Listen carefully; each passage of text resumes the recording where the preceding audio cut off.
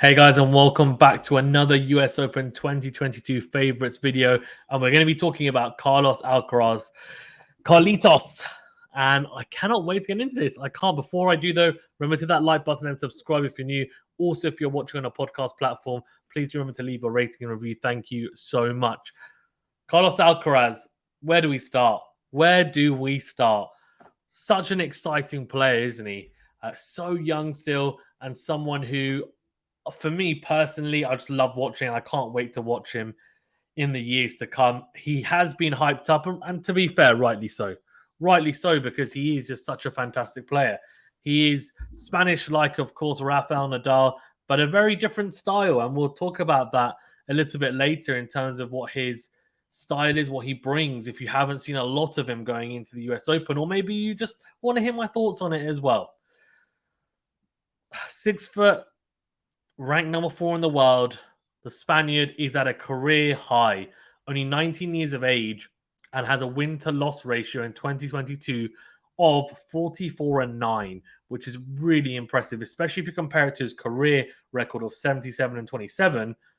44-9 is incredible. He's also won 4 titles, which is 4 out of his 5 career titles as well. So incredible year so far. He has been arguably, look, Kyrgios has been a really good player this year, especially since Wimbledon. Nadal's probably been the most informed player the whole year. You'd have to say maybe the 3 most informed players, though, are Nadal, Kyrgios, and Alcaraz, you might say. And that's kind of how I see it. Maybe I missed someone out, but that's how I see it. I know Djokovic, of course, won Wimbledon, but hasn't been able to play, unfortunately, hasn't been able to play a lot of other tennis to actually be in that bracket, right? Because it's just been such a small sample size, but more than likely he would have been in there if he'd been playing, of course. Let's then discuss his stats on hard courts, how he's done recently, and how I think he's going to fare at the US Open. I'll talk about his style as well, how I think he's going to fare, and we will break it all down. So Carlos Alcaraz made the quarterfinals of Cincinnati, losing to Cam Norrie. A first win for Cam Norrie over Carlos Alcaraz, but he had beaten McDonald and Cilic on the way there. It was a very tough match against Cam Norrie, and he normally tends to come out on top. A shock loss to Tommy Paul in the Canadian Open in the first round. Not going according to plan, of course. Losing in 3 sets again, and again 2 tiebreakers. What is it about him and losing a 3-setter because of 2 tiebreakers? Just is what it is, I guess. But look, he is an incredibly talented player. He really is. And the US Open is the tournament where he really made his breakthrough last year, making the quarterfinals in blistering fashion. He still has his equal best performance at a Grand Slam at the US Open. Made the quarterfinals of the French this year, of course, losing to Alexander Zverev in the end.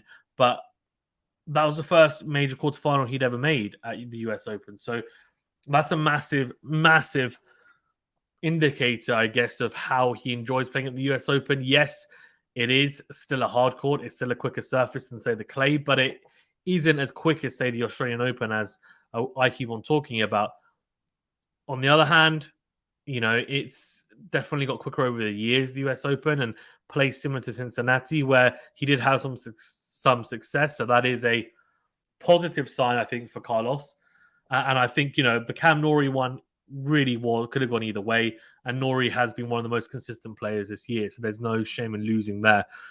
Quarterfinals of the US Open last year, lost to Felix, although it was a walkover in the end, had to retire, but some fantastic wins on the way to the quarterfinals, beating Stefanos Tsitsipas in a thriller in 5 sets, of course. And he really did break onto the scene, and it was an incredible little run from the Spaniard. How's he going to fare at the US Open then, and how does his style hold up? There's a few things to talk about when it comes to Carlos Alcaraz. There's definitely a lot of hype around him. A lot of people even thought that he'd win a Grand Slam this year. I'm not of the same opinion. I think it will come, and maybe it'll even come next year. We have to remember he's only 19 years of age.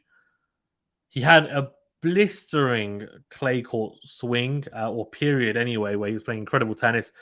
Lost to Sinner in the round of 16 in Wimbledon, and that would have been a bit of a shock to some people, given Sinner's 0-2 record going into Wimbledon. That's the 0-2 record on grass, that is. There's still some chinks in his armor. There's still some things to iron out, and we'll discuss that. But let me first outline his style. He's an aggressive baseliner who is also able and willing to come to the net at the right opportune moments. That is how I like to I guess, describe him. He's incredibly athletic, and I can see why a lot of people draw comparisons between himself and Federer and Nadal and Djokovic, because he does have stylistically similarities. He has the kind of elasticity of Novak. He has the type of competitor mentality of a Rafa and the kind of grit and determination. And he does have the forehand, the elegance at times of Roger, and potentially the drop shot as well. So what does that mean for his US Open chances? For me, it means he's got a good chance of going very deep. It does. His game consists of, as I said, this incredible array of different tools that he's able to utilize, and his game is mature beyond his years.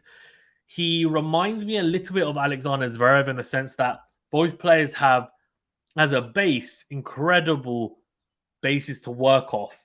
Zverev, not many huge weaknesses in his game, you would say, coming through in terms of technically.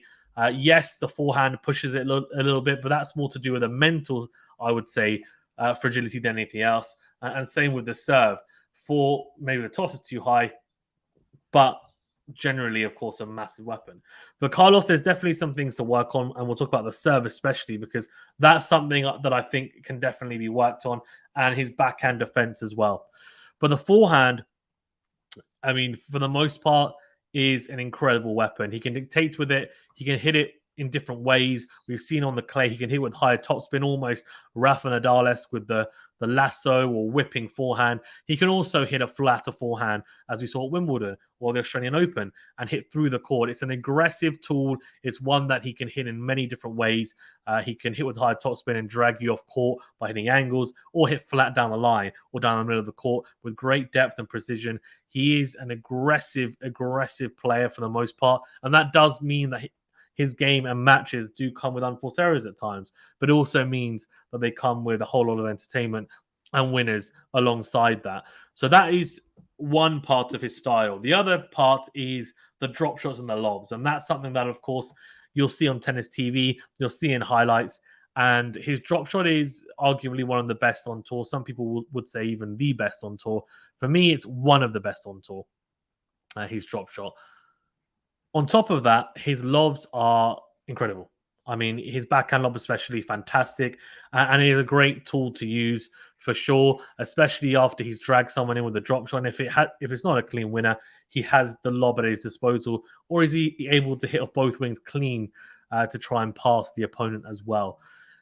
The backhand, for the most part, until really recently, I have to say, until, let's say, the Zverev loss at Roland Garros, there weren't many question marks around it. But since then, he lost to Zverev and Sinner and Musetti, and there's a trend to those losses, and that is that in the backhand-to-backhand exchanges, he was losing. He was losing them. He was at a disadvantage, and he was having to be playing uncomfortable shots on the backhand side.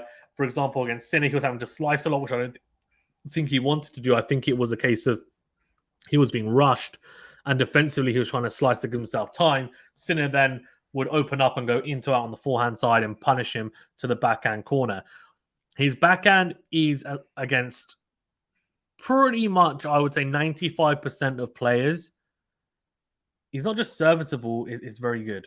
But generally, if we're talking about it from a Grand Slam and elite point of view, from the backhand to backhand, I guess, dynamic, you'd have to say that he will struggle against the players with elite backhands. And that means someone like a Djokovic, a Zverev, a Musetti, who else? I mean, Sinner, for example. All these guys have fantastic backhands.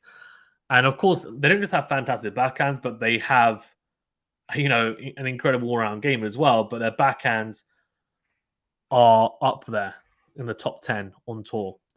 And they can hang with Alcaraz, not just hang with him, but they can out hit him from the back of the court. They can outmaneuver him on the backhand sides, and they can get shorter balls from Alcaraz's backhand. Alcaraz is very good generally at running around the backhand, but when someone has such a good two-hander or one-handed backhand, they can find these great angles. That means that Alcaraz has to hit a backhand, and it means shorter balls for the opponent. It means he's not being able to hit through the court as well, and he can struggle. So he'll be hoping draw-wise that he doesn't really have to face anyone of that ilk. Now, Zverev, of course, is injured, so that's a massive shame. But in terms of his chances, it is a good thing for him.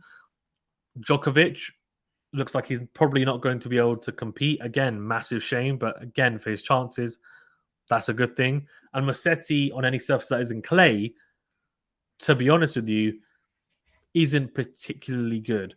His talent and his ability on other surfaces pales in comparison to his ability on clay right now. He's seen as a clay court specialist. Then, if we talk about, I guess, Yannick Sinner, who's the other person I mentioned, he's a danger. He's a massive, massive danger. The Italian, the young player who plied his trade, playing a lot of challenges and has been very impressive this year for the most part and continually improving. That could be an issue. But I would still say that Alcaraz on a hard court should have the upper hand.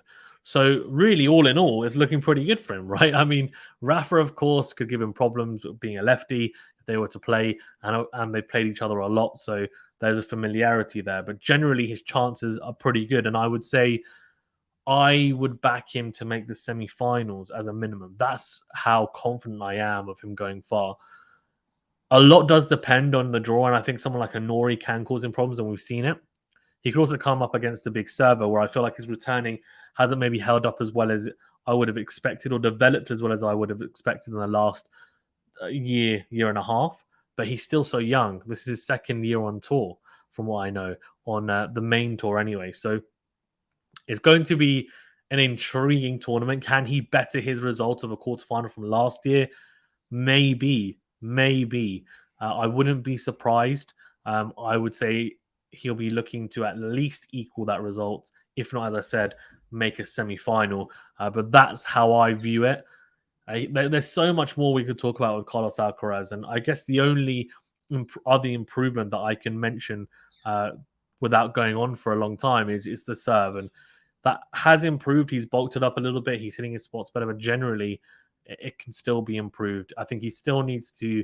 It can look a little bit mechanical at times, and I think he needs to loosen his grip and his stance and just be a bit more fluid with it. And I think he will then find easier power and also be able to find a lot more spin to utilize as well on the serves and give the return a lot more problems. I think I love the willingness to come to the net and serve and volley at times as well. It's great to watch. He doesn't always choose the right moments, but he seems like a natural volleyer, and that is something that has been compared to, say, Roger. And I can see why, because his touch and feel around the net is fantastic.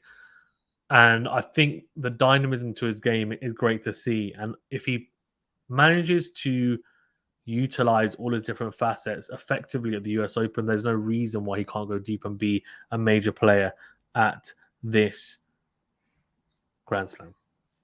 Thank you very much, guys. Stay safe and well. We'll see you on the next video. Remember to hit the like button and subscribe if you're new. We'll see you very soon.